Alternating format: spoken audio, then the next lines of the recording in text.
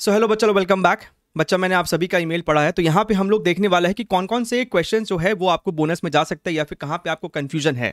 Right, आप इसको देखिए। एंड इसके अलावा भी अगर आपके पास कोई क्वेरी है, किसी सवाल में आपको डाउट है, तो कमेंट में प्रॉपर तरीके से शिफ्ट का नाम लिखिए, क्वेश्चन आईडी का नाम लिखिए, आपको क्या आंसर लगता है वो लिखिए, और एनटीए ने क्या आंसर दिया है वो भी मेंशन कीजिएगा। ठीक है, तो चलिए हम लोग यहाँ पे शुरू करते हैं। एंड यहाँ पे जो जो क्वेश्चन मैं आपको बोनस के तौर पे बताने वाला हूँ, आप उसको प्लीज चैलेंज मत कीजिएगा, उसको ऑलरेडी चैलेंज कर दिया गया है आज सुबह ही। ठीक है, तो चलिए यहाँ पे हम लोग देखते हैं बोनस या फिर क्या क्या पॉसिबल मिस्टेक्स हो सकते हैं या फिर बच्चों को कहाँ कंफ्यूजन लग रहा है। फॉर एग्जांपल, ये सवाल में गलती से भी आप इसको चैलेंज मत कीजिएगा। काफ़ी बच्चों को यहाँ पे डाउट आ रहा है। ये सवाल आपका 8th शिफ्ट 1 का है कि सर इस सवाल में इनको स्टेडी स्टेट कंडीशन लिखना चाहिए था। बच्चा, मुझे नहीं लगता है कि एनटी यहाँ पे आपके सुनने वाला है। जनरली ऐसे सवालों में जब कुछ भी मेंशन नहीं होता है तो बच्चे को ना स्टेडी स्टेट मान के इसको सॉल्व कर लेना चाहिए। ठीक है, तो इसमें आपको फिलहाल के लिए कुछ भी करने की ज़रूरत नहीं है। ये सवाल आपको बहुत सारे बच्चों ने कल रात से भेजना शुरू किया है एंड आई होप सभी ने इसको चैलेंज नहीं कर दिया होगा। ये आपका 8th का शिफ्ट 2 का सवाल है एंड यहाँ पे क्लियरली हमको दिख रहा है कि area under velocity time graph gives the distance travelled. ये डिस्टेंस नहीं, ये आपका बच्चा डिस्प्लेसमेंट होना चाहिए, तो यहाँ पे डिस्प्लेसमेंट होना चाहिए था। तो ये वाला जो स्टेटमेंट है ये आपको सर्टेनली फॉल्स दिख रहा है, लेकिन एनटीए ने शायद इसका जो आंसर दिया है वो दिया है कि बोथ स्टेटमेंट्स आर ट्रू, जबकि ऐसा नहीं है। पहला स्टेटमेंट जो है वो आपका फॉल्स होना चाहिए। तो इस सवाल को ऑलरेडी चैलेंज कर दिया गया है। नाउ लेट अस सी कि अगर क्या इसका फाइनल आंसर की में रिजल्ट निकल के आता है। ठीक है, यहाँ पे एक और सवाल देखिए। ये सवाल को भी मैंने चैलेंज किया है, बट इसको लेके मैं बहुत ज़्यादा होपफुल नहीं हूँ। सवाल आपका यहाँ पे ट्रांजिस्टर का है, 8th का शिफ्ट 2 का ही सवाल है। यहाँ पे आपको सवाल में इनको लिखना चाहिए था कि भैया सैचुरेशन कंडीशन के लिए सॉल्व कीजिए, क्योंकि अगर आपको ये कंडीशन नहीं दिया जाएगा तो आपके पास इनसफिशिएंट डेटा हो जाएगा सॉल्व करने के लिए। सैचुरेशन रहेगा तो हम लोग यहाँ पे VCE को 0 मान के फिर हम लोग इसको सॉल्व कर सकते हैं। अदरवाइज आपको अज्यूम करना पड़ेगा कि ये सैचुरेशन स्टेट में है, which is very difficult for a child to assume in the examination process. So that is why इसको किया गया है, बट स्टिल इसको लेके बहुत ज़्यादा मैं होपफुल नहीं हूँ इस समय।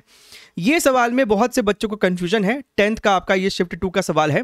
कहता है कि in a metallic conductor under the effect of applied electric field the free electrons of the conductor. काफ़ी बच्चों का मानना है कि इसका जो सवाल होगा moves in a straight line path, कहाँ गया, sorry, moves with uniform velocity throughout from lower potential to higher potential. And देखिए बच्चा, आपका इलेक्ट्रिक फील्ड है तो यूनिफॉर्म वेलोसिटी का तो यहाँ पे सवाल उठने का स्कोप नहीं बनता है। इसका आंसर जो एनटीए ने दिया है ऑप्शन नंबर 2 दिया है और यही इसका सही जवाब होना भी चाहिए। तो यहाँ पे कुछ गलती एज सच दिखाई नहीं दे रही है। ठीक है, इन सवालों के अलावा भी अगर आपका कुछ क्वेरी है, जैसा कि मैंने शुरुआत में बताया था, कमेंट में ज़रूर से लिख के बताइए कौन सा शिफ्ट है, एनटीए ने क्या बोला है और आपको क्या लगता है। उसको भी आपके ऊपर चर्चा किया जाएगा नेक्स्ट पार्ट की वीडियो में। ये सवाल देखिए, ये सवाल आपका 12th शिफ्ट 1 का है। इसको ऑलरेडी चैलेंज कर दिया गया है। यहाँ पे आपका जो रेशियो आना चाहिए वो 2:1 आना चाहिए, लेकिन प्रोबेबली एनटी ने इसका आंसर कुछ और ही दिया है, 4:1 या फिर 1:4 ऐसा कुछ दिया है। तो ये आपको 2:1 निकल के आना चाहिए। ये आपको फेयरली सिंपल क्वेश्चन है, यहाँ पे कोई दिक्कत वाली बात है नहीं।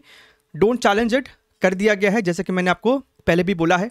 ये सवाल में क्या है कि देखिए बच्चा, यहाँ पे इस पर्टिकुलर क्वेश्चन में ग्रेविटी जब सवाल में नहीं मेंशन्ड हो तो आपको इसको हमेशा 9.8 लेके ही चलना होता है। अगर 10 होगा तो सवाल में यहाँ पे आपको ब्रैकेट में लिख दिया जाएगा कि take G = 10।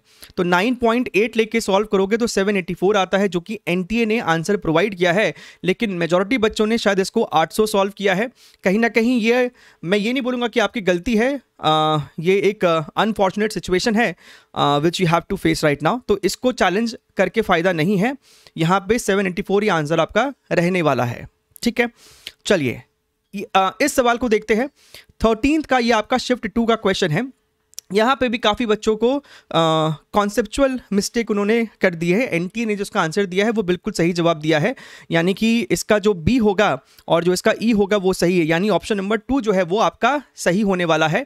The electron will experience magnetic force along negative y access.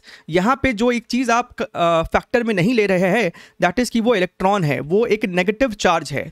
यानी अगर आपका क्रॉस प्रोडक्ट करके फोर्स का डायरेक्शन ऊपर की तरफ आया था, तो ये नेगेटिव चार्ज है, तो रियलिटी में फोर्स नीचे की तरफ लगा होगा, that is your negative y axis. तो यहां पे भी चैलेंज करने का कोई मतलब नहीं है, ये आपको बिल्कुल सही आंसर दिया हुआ है। ठीक है, ये सवाल को देखिए, यहां पे भी बच्चों ने यहां थोड़ा सा ध्यान नहीं दिया है। 13 का ही शिफ्ट 2 का सवाल है। इस पर्टिकुलर क्वेश्चन में अगर आप यहां पे 1240 या फिर 1243 1242 डिवाइडेड बाय लैम्डा का इस्तेमाल करोगे to find your energy in terms of electron volt, तो आपका आंसर जो है वो गलत आ जाएगा, इंटीजर टाइप में है। यहां पे आपको ब्रैकेट में स्पेसिफिकली मेंशन किया है कि h की वैल्यू इतना ले लो, विच मीन्स वो चाहता है कि आप इसको इस्तेमाल करके सॉल्व कीजिए, तब जाके आपका जो आंसर है वो एग्जैक्ट यहां पे जो भी है वो आपको निकल के आता। ठीक है, सो अगर आपने ऐसा कुछ इस्तेमाल किया है 1240, तो आपका जो आंसर आएगा वो गलत आ गया होगा, राइट। चलिए, तो इसको भी चैलेंज करने का मतलब नहीं है, यहाँ पे जो भी आपको आंसर की में प्रोवाइड किया गया था वो आपको बिल्कुल सही है। ठीक है, तो फिलहाल मेरे पास इतना ही है। इसके अलावा अगर आपके पास कुछ है तो आप ज़रूर से कमेंट करके बताइएगा। जो यहाँ पे मैंने 3 सवाल स्पेसिफिकली बताया है चैलेंज करने के लायक, उसको मैंने ऑलरेडी चैलेंज करवा दिया है बच्चों के थ्रू, बट सभी को करने की ज़रूरत नहीं है। ठीक है, अगर उनको कंसिडर करना होगा तो इसी में कर लेंगे। एंड जो भी बच्चे आगे एग्जाम की तैयारी कर रहे हैं, प्लीज़ बच्चा focus on that and let's hope for the best result in your final rank of JEE Mains 2023। Take care, wish you best of luck.